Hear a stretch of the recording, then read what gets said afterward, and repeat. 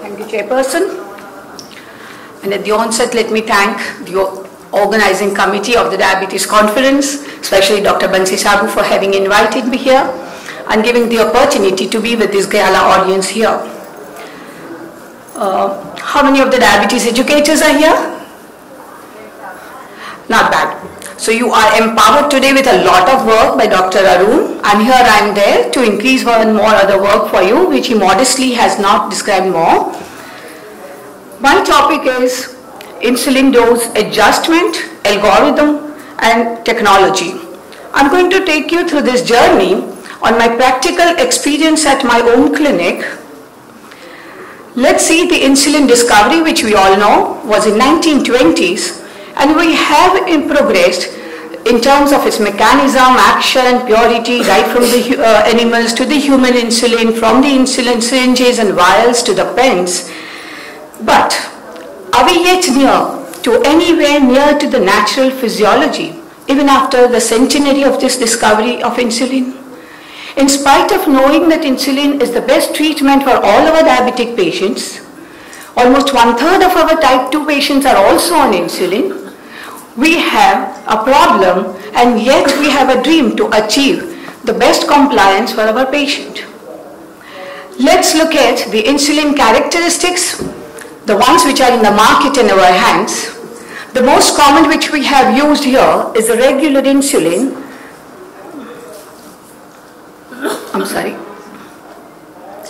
The regular insulin, which has a peak of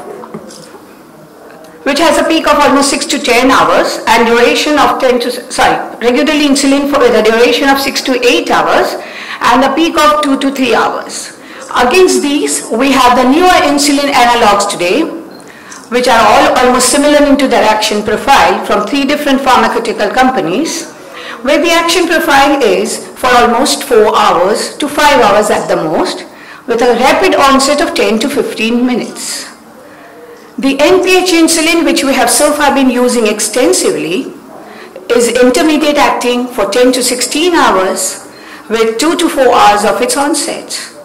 Against these, now we have the insulin analogs, the glargine and the detimir, which have 20 to 24 hours of duration.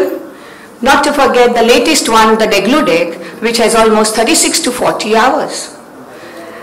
We also have many mixed insulins with us, with different proportions of 25, 75, 30, 70, 50, 50, with either the regular and the NPH or the SPARTs and the analog, the long-acting insulin analogs. The last one is the Ryzodec, which is in the market now. These newer insulins are definitely superior in their action profile. We have a lesser amount of insulin would be required, and there would be less hypoglycemia. Why? Because regular insulin caused more of hypoglycemia because of its tail effect, and the NPH has an unpredictable peak which has given us more hypoglycemia, and therefore we have been less confident in using these insulins in our daily practice. Now, what do we mean by algorithm? These algorithm in any case is a step-by-step procedure which is designed by the expertise by their own experiences.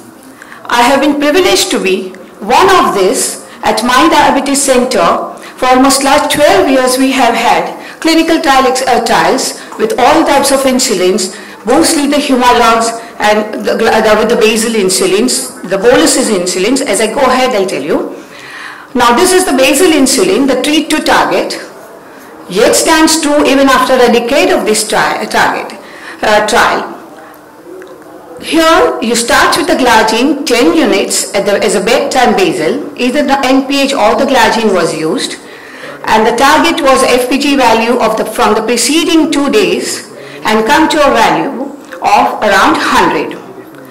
Now when the patient is from the preceding 2 days, gets you the value of 100 to 120, add 2 units, 120 to 140, 4 units, 140 to 180, 6 units, and in clinical practice, adding 8 units at a stretch is little difficult, so we would avoid that.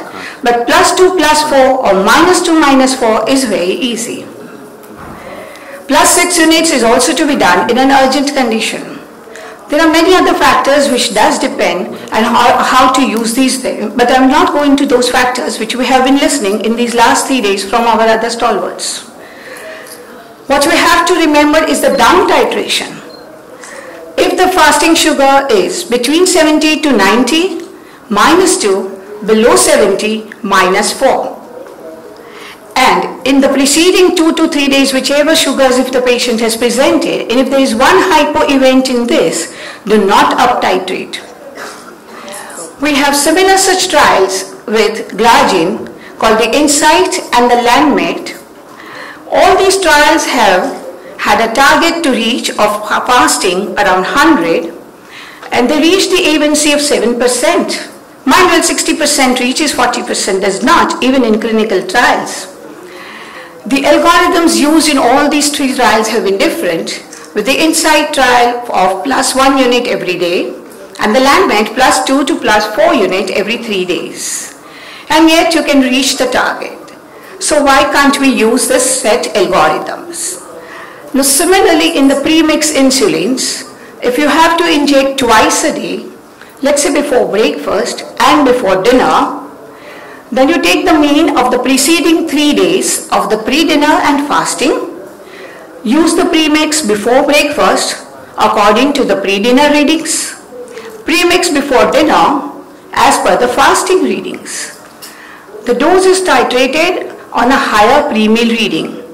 You start with the 6 to 10 units. Of course in clinical trials we start with 10 units of the basal or even the premix, but we could start slowly with 6 or 10 units and try and reach a target to 70 to 200 of fasting. So the slow algorithm has to be used and take care of hypoglycemia, no up titration, down titration is always allowed. We have another trial published in 2012 where we have once, twice, thrice daily Lispro mix used, 25-75. Here you start with the targeting of fasting insulin. So you got to start with the Lispro mix at pre-dinner time. Look at the fasting, +2 to +6 units algorithm can always be used, and similarly -2, -4 units. So each of the 3 times we could add slowly these Lispro mix into our system to intensify the insulin treatment of our patients as per their need. The insulin glargine, which remains as a basal at 10 units you start in this particular trial which we did, and then we added once, twice or thrice Lispro as per the patient's meal targets. Now when you start with glargine, you start with 10 units here, and then try and target, of course, with the basal glargine the fasting readings. Each time the patient has to be doing SMBG for the preceding 3 days in the previous week and give us the readings. Again here the algorithm used is +2, +4, +6 or -2, -0. And then you add Lispro according to the major meal of the patient. We in India have 3 major meals: breakfast, lunch and dinner.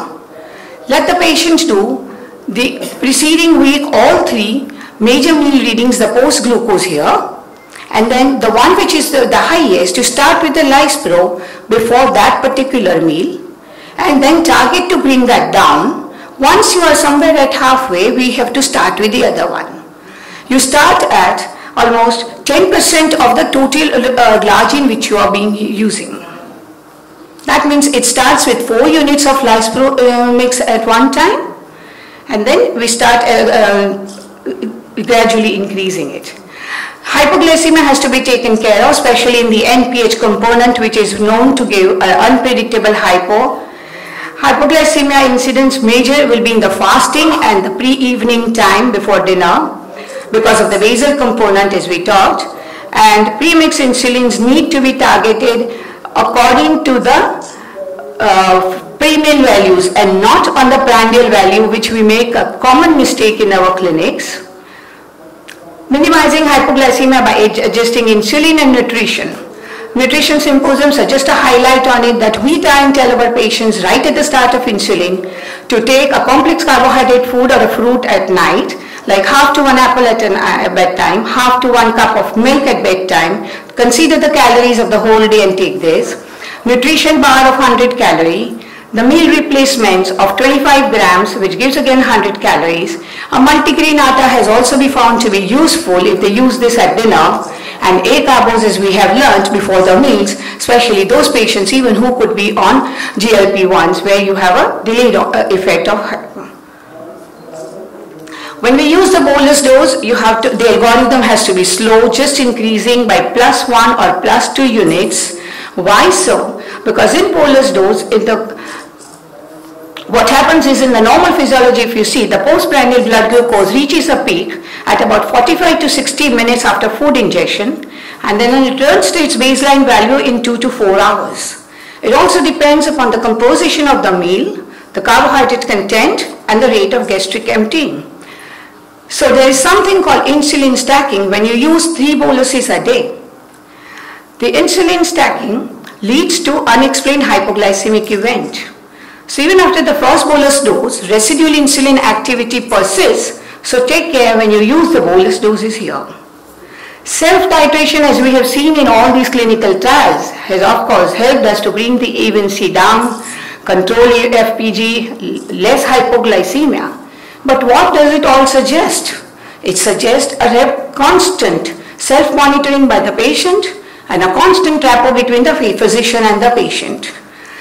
There have been these patient-driven algorithms which have been used, where the patient is empowered to decrease or increase the insulin dose by 2 or 3 units, and it has shown its results. We also heard the speaker from Macedonia who talked about the DAFNE. This is a meal counting according to the carbohydrate they take. Every 10 grams of carbohydrate taken, 1 unit of insulin upgraded. This is taught to the UK patients. We now don't have this cumbersome calculation method to use. We can always use the dose calculators. We also have the glucometers embedded, and the CGM systems also says this.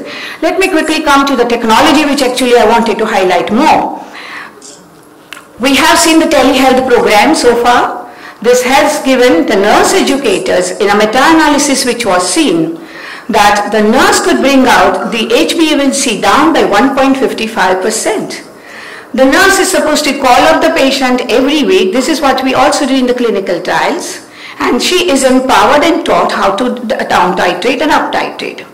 There has been an evidence-based trial called the Illinois trial, in which again both the standard monitoring and the telehealth gave the same result of A1c 7%. Telemedicine, which is computer assisted, very well used also in South. And this telemedicine also shows that the self-titration can give the patient awareness of treatment targets and increase their confidence. Very well used by Dr. Jyoti Dev. We now are in the mHealth technology. People, we are all in with this great toy in our hand. I just read the Ericsson survey 3 days back, which says Indians spend 3 hours daily on mobile phones, 25% check phones almost 100 times a day. 2G has also gone into the rurals. Why are we not using them?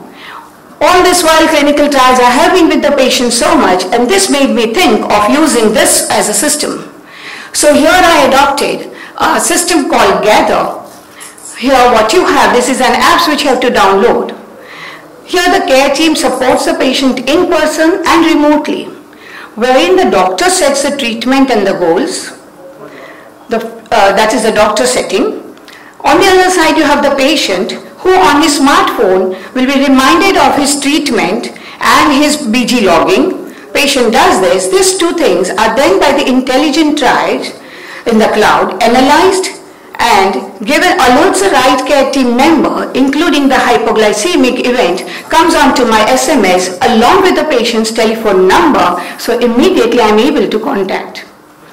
This care team support is different members of the team thereby gets engaged. Here you do not need the diabetes educators, even our receptionists can be doing this work. This is how it looks on the patient's mobile. One side we can see the mobile, and Here we have a chat system. Even the patient is able to see his own data in the graph, and we have a chat system wherein the patient can talk with the physician whatever problems he has. We can even alter his diet here itself. This is an example of my type 1 patient. See the profile. The fasting profile is all above 200s with hypoglycemic events. Look at the doses on insulin. Just 2 minutes. Look at the insulin doses on the other side. And this patient, type 1 patient right from the age of 4, has been with us, and now on this system he is there with me for almost every 3 days, explaining him to increase and decrease the insulins. These children, you know how they are affected. 1 week he is in the college, the other week he is at the gym and at home, the 3rd week he is with the exams. So they have this frequent profile changing. And he is taught here, plus I take care, and we managed to keep him on a fairly good same time doses, here and there maintaining 2 to 4 algorithm and maintaining the same total of almost 0.1 unit per kg body weight. That's also again important to maintain. Look at this profile. How shall we help this patient? When he comes to your clinic in a usual setting after 1 month, 2 months, maybe 6 months, he is just with these sugars. Both of us have missed the boats. No help given to this patient, and we just talk about diabetes education, care, but where is it? I'm sorry. From this GATHER study, we have just given an abstract in the AAC. Hope to have it published over there in the recent AAC, which will happen in May. And this is what we have seen in our this thing. Friends, diabetes today, let's change it and make the future a better one. Help our patients becoming more efficient, access their data anytime, anywhere. Care team can provide us better care. And most important, which we all are always worried, is the patients pay us here for the remote care also which is given to them. Let's act now and change the world. Technology says make in India, but let us all join hands and unite to make India diabetes care capital. Thank you for the patient hearing. And thank you, Chairman.